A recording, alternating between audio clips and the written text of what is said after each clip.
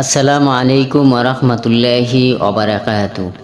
সম্মানিত দর্শক শ্রোতা, দিনদার ইমানদার ভাই এবং বোনেরা, আজকে আমরা জানব পবিত্র কালামায়ে শরীফের ফজিলত।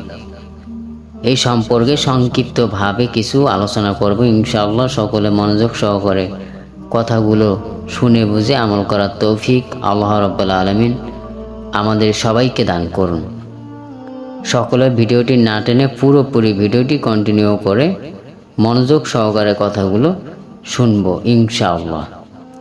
আমার চ্যানেলটিতে নতুন হয়ে থাকলে চ্যানেলটি সাবস্ক্রাইব করে পাশে থাকা বেল আইকনটি ক্লিক করে রাখুন। সর্বশেষে ভিডিওটি ভালো লাগলে একটি লাইক করবেন, আর সম্ভব হলে ভিডিওটি শেয়ার করে দিবেন বাকি মুসলিম উম্মাহের জন্য, যেন একটু হলেও তাদের ইমানি ধার্মিক বিষয় উপকৃত হবে ইনশাআল্লাহ। কথা না বাড়িয়ে মূল আলোচনার দিকে অগ্রসর হচ্ছি। কালেমার ফজিলত ইসলাম ধর্মের অত্যন্ত গুরুত্বপূর্ণ। কালেমা হলো ইমানের মূল ভিত্তি এবং এটি মুসলমানের বিশ্বাস ও আচার আচরণের অন্যতম মাপকাঠি। কালেমা পড়া এবং এর ওপর বিশ্বাস স্থাপন করলে একজন মানুষ মুসলমান হিসেবে গণ্য হয়।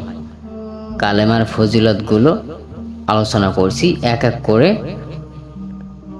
5টি ফজিলতের বিষয়ে আলোচনা করব। সকলে ধৈর্য সহকারে কথাগুলো শুনব। 1 নাম্বার, ইমানের ঘোষণা।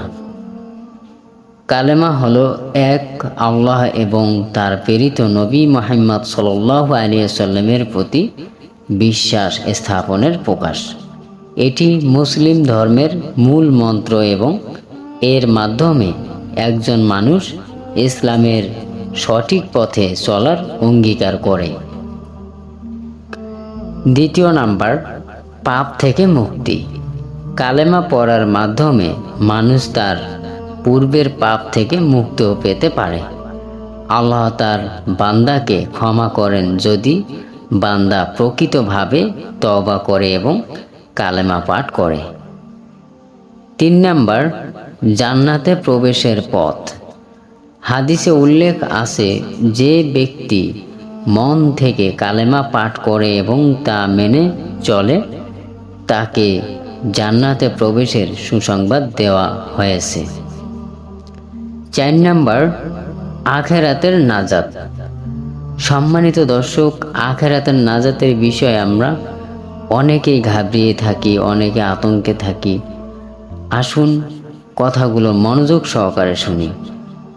আখিরাতে যারা সত্যিকারের ইমানদার হিসেবে কালেমা পড়বে তারা নাজাত লাভ করবে। আল্লাহ তাদেরকে কঠিন শাস্তি থেকে মুক্ত করবেন। এবং 5 নাম্বার, সর্বশেষ জিকির। হাদিসে বলা হয়েছে সর্বশ্রেষ্ঠ জিকির হলো লা ইলাহা ইল্লাল্লাহ, অর্থাৎ আল্লাহ ছাড়া কোনো মাবুদ নেই। এটি আল্লাহর সন্তুষ্টি অর্জনের অন্যতম উপায়। সম্মানিত শ্রোতা ভাই এবং বোনেরা, আমরা সকলেই হয়তো কিছু হলেও দিনের প্রতি অটল হয়ে চলার চেষ্টা এবং ফিকির করি, কিন্তু আমরা অনেকেই জানি না যে অনেক ক্ষুদ্র ক্ষুদ্র আমলের মাধ্যমে আল্লাহ রাব্বুল আলামিন হয়তো আমাদেরকে নাজাত করে দিতে পারেন। কারণ আল্লাহ রাব্বুল আলামিনের দরবারে বেশি আমলের প্রয়োজন নেই, শুধু পরিপূর্ণ একটি ছোট আমল হলেও যেন মহাব্বত এবং বিশ্বাস যেন অধীরভাবে গ্রহণ থাকে, সেই বিষয়টি আমরা খেয়াল রাখব। আর বিশেষ করে যেই আমলটি করি না কেন সেই আমলটি যেন মৃত্যুর আগ পর্যন্ত আমাদের সাথে অর্জিত থাকে, সেই চেষ্টা করব। কারণ আমল যদি মৃত্যু পর্যন্ত পাঠ না করি বা আমলে জোরে না থাকতে পারি, সেই আমল আমার সাথে আখিরাতের দিন, ওই হাসরের দিন আমার সাথে দাঁড়াবে না। চেষ্টা করব যেন আমলকে আমরা সঙ্গী করে দুনিয়াতে ত্যাগ করতে পারি। কালেমা একজন মুসলমানের জীবনব্যাপী একটি গুরুত্বপূর্ণ উপাদান, যা তাকে সঠিক পথে চলতে সাহায্য করে। এই সেই কালেমা শরীফ, আল্লাহ রাব্বুল আলামিনের সর্বোত্তম জিকির, যেই জিকিরের মাধ্যমে আল্লাহ রাব্বুল আলামিন বান্দার অনেক কাছে এসে মিলিত হয়ে যায়। সকলে ভালো থাকুন, সুস্থ থাকুন। এরকম আরও ভিডিও পেতে আমার চ্যানেলটিকে সাবস্ক্রাইব করে রাখবেন। বিশেষ করে আমার চ্যানেলের হোম পেজে এরকম অনেক আমলের ভিডিও দেওয়া আছে, যাদের প্রয়োজনীয় আমল দরকার হলে আমার চ্যানেলটিকে ঘুরে আসতে পারেন।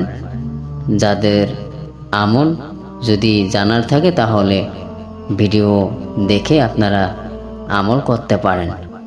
সকলে ভালো থাকুন, সুস্থ থাকুন। আসসালামু আলাইকুম ওয়া রাহমাতুল্লাহি ওয়া বারাকাতুহু।